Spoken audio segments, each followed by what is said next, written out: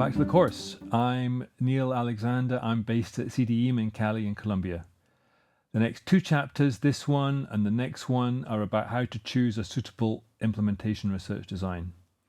This chapter is about how to specify your research question in connection with the objective and how to use it to specifically address a given health-related problem. Then, once you've specified your research question, the next chapter is about how to use it to develop a research design. So what is a research question and why does it matter?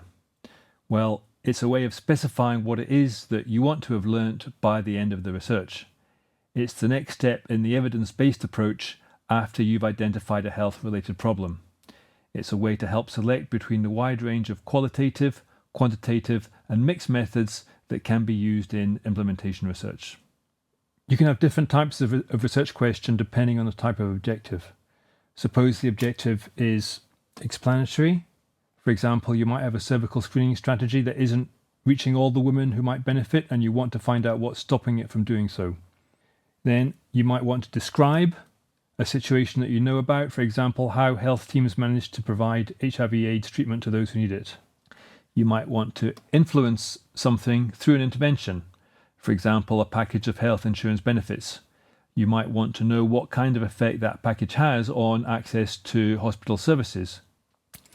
You might want to explain, a bit like describe but more analytic, for example, understand how community empowerment can lead to improved sanitation. Finally, you might want to predict, meaning thinking of changes into the future, not necessarily predict in the statistical sense. For example, you might want to know how to expand use of bed nets to such an extent that malaria transmission is prevented.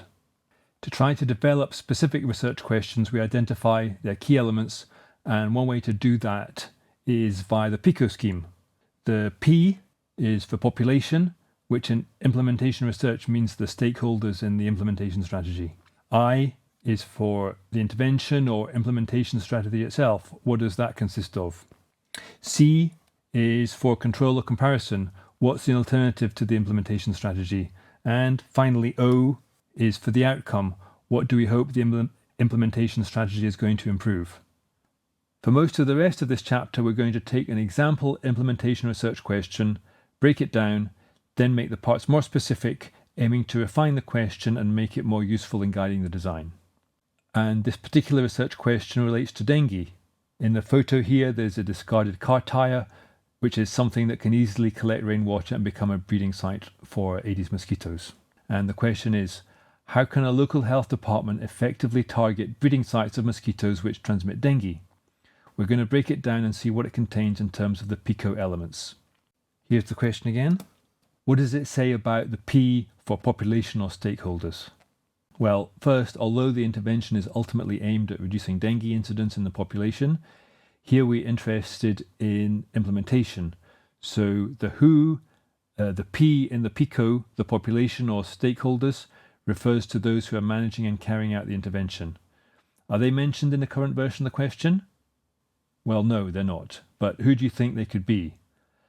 Well, they're likely to be some combination of public servants like health service or sanitation workers and the general public if, for example, the strategy involves mass media messages aimed at cleaning up discarded containers which could hold rainwater. Here's the question again. What about the I for intervention or implementation strategy? What does the question say about that? It does say something. It says it's about targeting mosquito breeding sites, but it's very general. We might try to say something about some or all of the following components: justification, why we're doing this, action and action targets, temporality or time, and dose or how much. This is following the paper by Proctor and others, whose scheme also contains components covered under the P and O of PICO. Following up those components, in terms of justification, prior work found that control measures were subject to limitations such as lack of training and high turnover of personnel, and concentration on national guidelines over local conditions. Action and action targets therefore included training of sanitation technicians and other personnel, and identifying the key breeding sites and targeting them. Storm drains rather than domestic containers were found to be dominant, and they were targeted with pyriproxyfen, which is an insect growth regulator. So now we're on to C for control or comparison. What does the question say about that? Well, no, it doesn't really say anything about what the intervention will be compared with. We'll come back to this briefly in the next chapter, but you might consider doing a trial, which would give you a nearby control group at the same time, or a before-after comparison. And finally, what about the O for outcome? What does the question tell us about that as it stands? Well, the question mentions effectively targeting breeding sites. In terms of implementation research, we might consider the following aspects: acceptability, adoption, whether people actually follow the strategy, appropriateness, feasibility, fidelity, meaning, for example, are the key breeding sites being correctly identified, cost of the implementation, is the new strategy more expensive, and penetration, which could mean whether the key breeding sites are actually being treated with pyriproxyfen, and finally, sustainability. So a refined question might be as follows. This version has got more about the P for population or stakeholders, the I for intervention or the implementation strategy itself, and the O for outcome. And we'll see a bit more about the C for control or comparison in the next chapter.